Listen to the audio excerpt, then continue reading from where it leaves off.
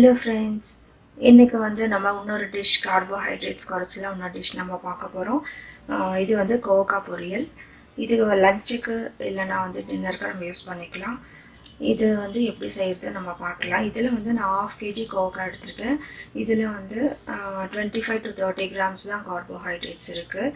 அதனால் இது வந்து நீங்கள் சாப்பிடலாம். மற்ற அதாவது உருளைக்கிழங்கு அது மாதிரி வந்து ரொம்ப ஹை கார்போஹைட்ரேட்ஸ் வெஜிடபிளை விட இது மாதிரி வெஜிடபிள் நீங்கள் எடுத்துக்கலாம். இப்போ இதுக்கு வந்து நான் வெங்காயம் யூஸ் பண்ண போகிறதில்ல. நான் வெங்காயத்தில் ஒரு வெங்காயத்துலேயே வந்து 10 grams கார்போஹைட்ரேட்ஸ் இருக்குது. நான் எப்படி பண்ணுறேன்னு பார்க்கலாம். இப்போ நம்ம சிம்பிளாக எப்படி வந்து டேஸ்ட்டாக ஒரு பொரியல் பண்ணுறதுன்னு பார்க்கலாம். இப்போ கோவக்காயெல்லாம் நீளமாக கட் பண்ணியாச்சு. இப்போ இங்கே பாருங்கள், இது மாதிரி நீளமாக கட் பண்ணிங்கன்னா உங்களுக்கு வந்து சீக்கிரமாக வந்து வேகும். இதில் வந்து ஒரு இதில் வந்து 6 இல்லை 5 பீஸ் போடலாம், 5 ஸ்லைசஸ் போடலாம். இங்கே பாருங்கள், இது மாதிரி வந்து நீளமாக கட் பண்ணிக்கோங்க. இப்போ ஒரு பேனில் எண்ணெய் ஊற்றிக்கலாம். இப்போ வந்து நம்ம கடுகு போட்டுக்கலாம், சீரகம் கொஞ்சம் போட்டுக்கலாம். வேறு ஒன்றும் நான் போடலை.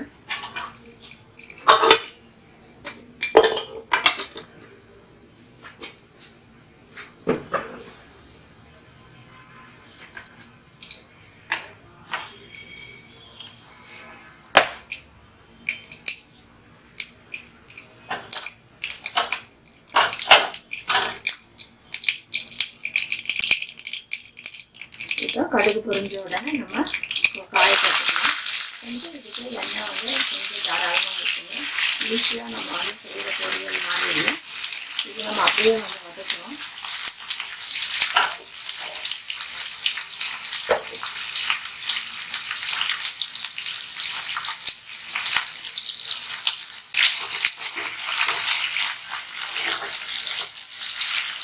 இப்போ நல்லா வதக்கி விடுங்க. கொஞ்சம் வந்து மீடியம் ஃப்ளேமில் வச்சுக்கோங்க.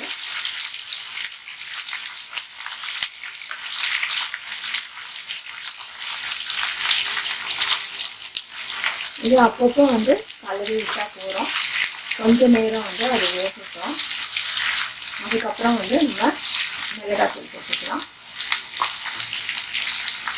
நீங்கள் வேறு வேலை செய்யும் போது இது சும்மா ஒரு கலரி அப்படி வச்சுட்டிங்கன்னா அதே வந்து வெந்துடும். இப்போ பாருங்கள், நல்லா வந்து வதங்குது. இப்போ வந்து நம்ம ஓரளவுக்கு வெந்துடுச்சு.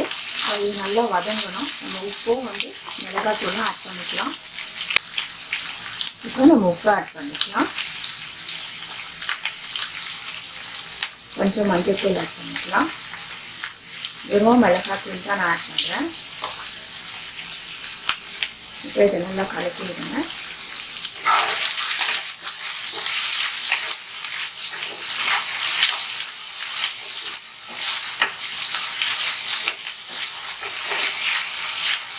இது அப்படியே வந்து அப்பப்போ நீங்கள் கலரி விட்டால் போதும்.